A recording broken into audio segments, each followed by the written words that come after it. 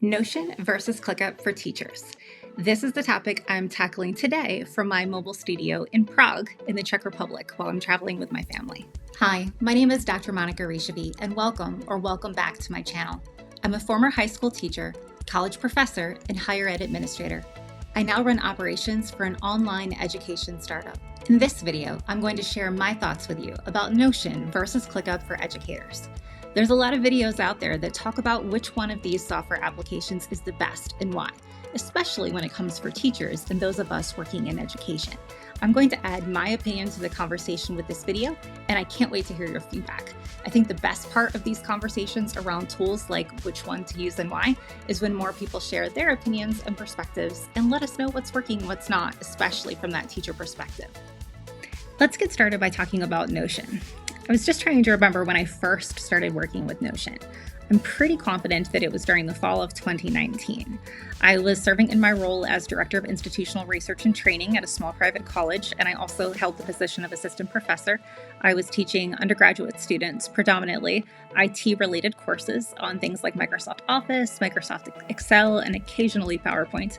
Typically, I had freshmen and sophomore students. Sometimes I had seniors if they didn't want to take IT courses until the very end of their program, since it was a required course. And I was also juggling all of the things, like I know many of you are. So I was juggling my teaching responsibilities, I was juggling my administrative teaching-related responsibilities. So for example, turning in things related to attendance, which I was always terrible at taking, turning in documentation related to how my students were doing with course learning objectives. We had an end of course assessment. The data had to be required. Data was required to collect and submit for our accreditation. We were accredited by Middle States MSCHE. And I had things I had to collect related to my predominant role, because I would say my split was really kind of 60-40, 70-30 in terms of my teaching responsibilities and my academic administrative responsibilities. So as a director running my team and working with student workers, I had a variety of things I had to keep track of.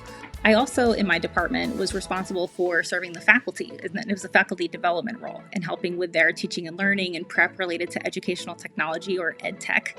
So there was just a lot of documentation and notes and things that I needed to gather and collect to help me be prepared for meetings.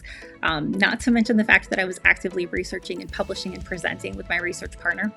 And we were working on a variety of topics related to academic assessment, library research, anything really around the information literacy space. So my life was busy. It was a really busy time. And I was trying to find ways to get all of my content together so I could keep myself organized. At the time, I was using a lot of different apps, and I can't even remember all the apps that I was using, but the couple that stand to mind or come to mind are Evernote. I was actively using Evernote, and I continue to use it for a few things. Apple Notes, I would jot down quick notes on the go. And also something called Nozbe, Nozbe, and I'll link to it in the notes below. And that was an app that I used to do task management. So I was coupling together a lot of things. And I remember hearing about Notion on someone that I consider a professional friend, Dr. Katie Linder, on her podcast. And she talked about how she was using this new app called Notion. And I was so excited to try it out because it looked like something that could handle all of the things in one place. So I downloaded Notion, and I think I first actually downloaded it on my iPhone. So I downloaded the app, and then I remember opening it, and I don't think I knew what to do with it. So I closed it and didn't use it for a while. Fast forward to winter 2020, right before the pandemic hit, I started using Notion again. Really got excited about it. This was mainly because of Marie Puin's class. I don't know if this was the first iteration of her Notion Mastery course, but I signed up. And I found that I was able to get up and running much faster when I had some resources to help me work through the material. So shout out to Marie, because if I had never taken her course, I really don't think I would have gotten started with Notion as quickly as I did. So I started using Notion with my team at the college, and we were actively using it to track tasks and projects and responsibilities. And then the pandemic hit. And I would say that one of the things that made our lives so much easier, going from an entirely face-to-face institution, with the exception of a few courses that were online, to a 100% remote team, is the fact that we already had workflows in place using Notion. So all of this to say that when you have a reason or this driving urge or desire to fix something or to problem solve, sometimes I think it helps you learn how to use a tool or software faster. And that was certainly the case for my team in Notion. They were pretty comfortable before, but when it became came time for us to go fully remote, we suddenly had to know how to communicate effectively in Notion. And then that's something that really, I would say, skyrocketed our productivity with how quickly we learned it and how efficiently we worked with one another.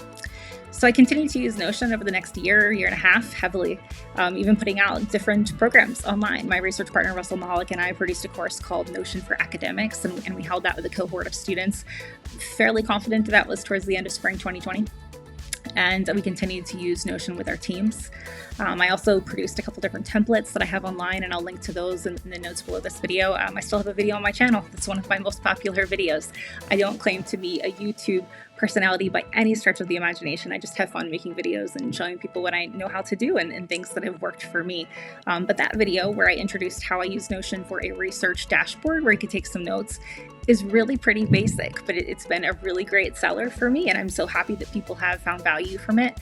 I'm told that it's something that really helps people get started with Notion, because one of the challenges I have found with Notion is that it's a really blank box when you first open it. So if you've ever opened Notion, you know what I'm talking about. With the exception of the pop-up that comes up from Notion, which is good. It's nice for their user interface that it shows you some different ways you can use Notion and templates you can try. It's almost like opening up a document like Microsoft Word. And that document I find is a little bit daunting with knowing what to do with it. It's not as if you open it up and it's immediately evident how to create a task or how to put a date on a task. And there wasn't a lot of directions right in front of me inside of Notion from my perspective that showed me how to get started. So this would be kind of the challenge I found with getting started with Notion initially, is that if you don't have familiarity with different project management apps, especially ones that I would call open box, meaning you can do a little bit of whatever you want, you can build things out, I think it can be so open, it's a little bit daunting. Now, I've continued to use Notion. As you've seen on this channel, I've posted videos about Notion in the last couple of months. I put a lesson plan template up. I added it to Gumroad, and I'll link to that as well. And that's something that I really think is helpful for teachers. And I know that type of template was helpful for me too. But I also continue to think that Notion is very open box, and that if you aren't sure what you want to build, my best tip for you would be to seek out some resources and watch some examples first. Check out Marie's course. I don't have an affiliate link, so I'll just pop the regular link in the chat below or in the notes below, but I really highly recommend her course out of any Notion resource I've seen out there. I no longer offer my Notion for Academics course, but if that's something that people would have interest in, I'm happy to bring that up. Essentially, what I taught in the course I taught with my research partner was how we use Notion to do our workflows and put together kind of that whole organize all the things methodology. So your projects, your tasks, whether it's for teaching, research, scholarship, administrative work. One of the best things though about Notion, because I've set a limitation, which is kind of that open box nature that can be daunting about where to start. One of the best things I think is that you can build whatever you want, and you can make things such as contextual dashboards, which in my definition means that you can put filters on your content so that you only see specific things at a specific time. So if you want to see scholarship tasks, you see those. If you want to see administrative work, you see those. Teaching prep, lesson plans, you see those. And I think Notion makes it really easy to do that. So that's a pro and a con for Notion, and some thoughts I have about that. Next, let's talk about ClickUp. So I've been using ClickUp since I think towards the end of 2021. And I was still using Notion, to be clear. It wasn't like I left Notion and went to ClickUp. And I should preface my conversation about this, or I should have prefaced my conversation about the tools today by saying I'm an ed tech geek. I love using apps and tools. So whenever I hear the conversation online about how people get obsessed with apps, or they think it's kind of like shiny syndrome where you go from one tool to another, for the better part of 20 years, geeking out about tools has been part of my job, both working in the faculty development space in higher ed and now running operations for an online education startup. Part of my job is to figure out what tools are the best for both myself, my team, and those I work with. So I'm really lucky that I get to do the things that I enjoy and help teach others how to do that. But back to ClickUp. Now, I was using ClickUp and Notion for different things. I think I first heard about ClickUp. In fact, I know I first heard about ClickUp again from Dr. Katie Linder. So Katie gets 2 shout outs today. I heard about ClickUp because I think she was looking for something to really manage her work in a new role she was in, and was finding a lot of tasks that perhaps weren't best handled by Notion. And I was starting to feel the same way. I mentioned earlier in the video today that one of the great things about Notion is that open box nature. You can build whatever you want, but it's also, I believe, one of its challenges. And I was finding that despite I was building out pretty advanced systems with all sorts of filters and views that I had set up, there was a lot of work maintaining the system. I also think that another one of the benefits of Notion, of the ability to have or be as creative as you'd like with it, build different color schemes and have different banners and icons and all the things. It was also something that was distracting me a bit. I was spending a lot of time tinkering with my space and changing things and making it creative, which I enjoyed. It was a creative outlet for me. But I found that I was spending a bit too much time doing that. So I thought that I would give this ClickUp thing a try. So when I initially opened ClickUp, ironically enough, I had a very similar experience to what I mentioned when I first downloaded Notion. Remember I mentioned I downloaded the Notion app and I didn't open it for a while? Same thing with ClickUp. Especially because at the time I felt that the first version of the app they had, especially for iOS, it was terrible. I just can't say enough terrible things about it. They gave it a good try, but I think that there was just a lot that was lacking in it, especially because it felt like they were sort of trying to jam the desktop view or the laptop view into the mobile view, and it wasn't really working in a way that I could find anything. So I certainly couldn't figure out how to get started on mobile. However, similar to how I found Marie's course, I found a course by a woman named Layla. It has a program called Process Driven, and I believe she might have changed the name of her program at this point, but it was Process Driven, and I'll link to that in the notes below. And I joined her program. And so you'll see a theme here. I'm finding something I want to learn about. I look for a program by someone that I've either heard about or I've respected, and it's a recommendation. And I dive into that program, so that way I'm not starting from scratch. However, there's also a secondary theme with this. I had a problem I wanted to solve. So again, I had the educational materials in front of me, a course or a program, and I also had a problem I wanted to solve. Try to find a way to build out my very robust Notion system in ClickUp so that I could keep a better handle on my tasks. So a lot of times people say that they feel overwhelmed by their tasks, but they don't really explain what that means. So I wanted to take a moment to explain what it meant for me and why I thought ClickUp might be, and it continues to be, the solution for that for me. As I mentioned, I created all these different filters in order to have different views in Notion, so I could see the right thing or the right topic at the right time when I wanted to work on it. But something that I found I wasn't able to do in a way that worked really well for me inside of Notion was to be able to have that top level or bird's eye view of all of the things I had due. What was due today? What was due tomorrow? What was due next week, next month, next quarter? Now, before you comment and you tell me that you can do that in Notion, yes, I know that you can. And I set up filters for that. But I found that it was just so much clicking for me to change the views and see what I needed to see to get the bird's eye view that I was looking for. Now, one could argue maybe you have too many things to do. Yes, I did have, and often still continue to have, too many things to do. One of the things about being an academic for a really long time, even though I'm not formally in the higher ed space anymore, is that I continue to volunteer for different things. I continue to try professional development and courses because I enjoy learning. It's probably how I ended up picking up 2 doctorates along the way. And I decided that ClickUp, I wanted to learn it because I felt the everything, or the top level in ClickUp, which they call the everything level, would be the way for me to have that bird's eye view that I was looking for. Now, when I went into ClickUp, and you'll see behind me, I've got some recent videos that I've posted on my channel about ClickUp. When I first started using it, I was really confused about the hierarchy in ClickUp. In Notion, there really wasn't this thing called a hierarchy. I mean, there is. You could build in different levels, like a page and a subpage and a subpage. But in ClickUp, things are very much dictated by the hierarchy because you can add with permissions individuals, collaborators to your space. And you can add collaborators to a lot of different levels of things. So for example, you can add someone to that top level, the everything level, which means they have access to everything. You can add someone to a space level. So in my case, I had a space that was for my work at the college. Later, when I joined the online education company, I had a space for my department within the company. Then I have lists. There's also folders. And then you can even share just tasks and docs. So I found myself needing to really spend a lot of time learning what it meant to understand the permissions. But once it clicked, it just clicked. And I feel like that's some kind of corny ClickUp, it clicked, but it really did click for me.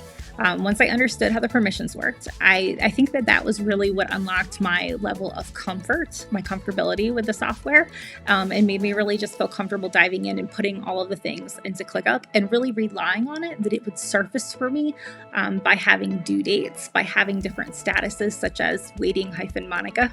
And that's a side tip. Every single person on my team, actually within my department, has waiting hyphen and their name. So in addition to assigning something to them, if I'm literally waiting on someone to take action on that, or they're waiting on me to take action on that, they also change the status to waiting hyphen in the person's name. And that has just worked like magic for us. And it's made it really, really simple for us to visualize what's due, what have we recently completed, and who is supposed to take the next action. And if you're wondering, well, why isn't it just the assignee that does that, like the person assigned on the task? Well, sometimes you have like 5 people assigned on a task because it's a group project and several different people are working on it. So the waiting on that individual is a status that has become a feature that's very helpful to us. So similar to Notion, if you are interested in learning more about ClickUp, I highly recommend you try to find the 2 things that I've mentioned I found with both of these applications to decide whether or not you want to dive in further. The first is find an education source that you trust and maybe dive in with that. Now, if you're not in a position to buy software, I totally get that, or buy training, there's a ton of free content on YouTube. Layla's content for process driven, and forgive me if the name of the company is different, it continues to be great. I find all kinds of great tips and resources from that channel, and I'd highly suggest it. ClickUp has a lot of training videos too that you can watch without paying for anything. But one of the things I also like about having a community, which is why in the past I have paid to join them, is because it gives you a closed community, meaning people have joined the community, they've paid to join, that are all interested in the same thing, and they're all trying to learn about the same tool. So I found it was this instant network, if you will, like the in-person networking events I used to go to, that you have folks who are excited about the same thing as you, and you can ask questions and find out all sorts of helpful tips and resources. So I highly suggest finding either free content or paid content that helps support your learning in the tool you want to learn. I also put up 3 videos on my channel about ClickUp, and those are ones that I'll continue to do. I'll kind of hop back and forth between Notion and ClickUp because I still enjoy using both of them. And also think about something that you want to solve, a problem you want to solve, a task you want to build out, something that you want to use that tool to test out learning the software. Making it personal to you is something that I have found to be incredibly helpful with learning a new tool, and ClickUp and Notion are no different in this. So I'll include the links to the 2 videos and some of the others that you see here on the screen in the notes below the video. So now, Notion versus ClickUp. Which is better for teachers? I don't want you to feel like this is some sort of clickbait video where I didn't actually answer the question. It depends. Sorry, I bet you thought that was going to happen, didn't you? Yeah, it depends. It depends on what you want to do, what your goal is. It also depends on how much time you have to sit about learning a new product, new software application, and it depends on what your budget is. So Notion and ClickUp have different price points depending on what you want to do. There is a free educator plan for both, so I highly suggest you check that out. There also are different types of plans you can put together if you want to use a team on ClickUp versus a team on Notion. I would say the 2 things I would have you consider beyond the things I just suggested are privacy and security. There are some limitations with both. This isn't a privacy or security video, so I'm not going to get into that. But what I would suggest that you do is, if you're looking at Notion or ClickUp for your higher ed institution, partner with your IT department to find out what you're looking for and what they expect you to have when it comes to security. I'm smiling here because my husband is the CIO at the college where I used to work.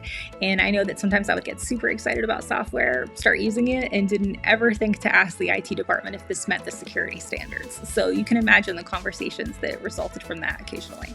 So I highly suggest you talk to your IT department, especially if you're at a higher ed institution. Now, it's not really different than if you're at a company, right? Companies have different rules. I hear every day about how students who take the course of the online program, the online company where I work, that their companies don't permit them to use certain applications like ClickUp or Notion. It's not secure enough. They only use Microsoft. So for example, I hear about people using Microsoft OneNote instead. So point being, check the security expectations of your institution or of your company and make sure that they're in alignment with that if you want to be able to use it with work content. So that's the first thing. The second thing would be just to think about what you're willing to go long-term in and learn about. Even though I bounce around because I like using different apps, both for my job and for personal fun and educational growth, I know that not everyone likes to bounce around and build systems out a lot. So maybe take an hour for both applications, watch some videos about both on YouTube so you're not investing in it just yet, and see which ones resonate the most with you. See which people you could stand listening to for quite a bit of time in terms of learning. Because let's be honest, if you can't find someone you enjoy learning from, whether it's from just the canned video videos that the app makes or different personalities who make videos on YouTube, it can be really difficult to kind of dive in with the software if you just don't want to sit down and watch the videos. So it comes down to, it depends on your goals, but really my two big tips here are check with the IT department of where you work, and think about what you want to learn from and from where you want to learn from and who you want to learn from long term, just to make sure it kind of meshes with your goals. Are you using Notion or ClickUp to help you manage your tasks as someone working in academia? Let me know in the comments which one you're using and which one you prefer. And if you disagree with any of my comments, please let me know that too. I love to hear what people think about my suggestions, and if they have other suggestions that maybe would totally contradict everything I said. That makes the conversation exciting, and I enjoy talking to people about it. So let me know in the comments. I'm looking forward to hearing from you. If you enjoyed this video today, please let me know. If you're wondering how you can do that, well, there's a couple of ways. First, you can subscribe to my channel. And second, you can leave a comment down below and or like the video. I'd love to hear from you, and I always want to know what teachers and fellow educators are struggling about regarding project management and task management and how I can help. So leave a comment, subscribe to the channel, and I'll see you on the next video. Thanks for watching.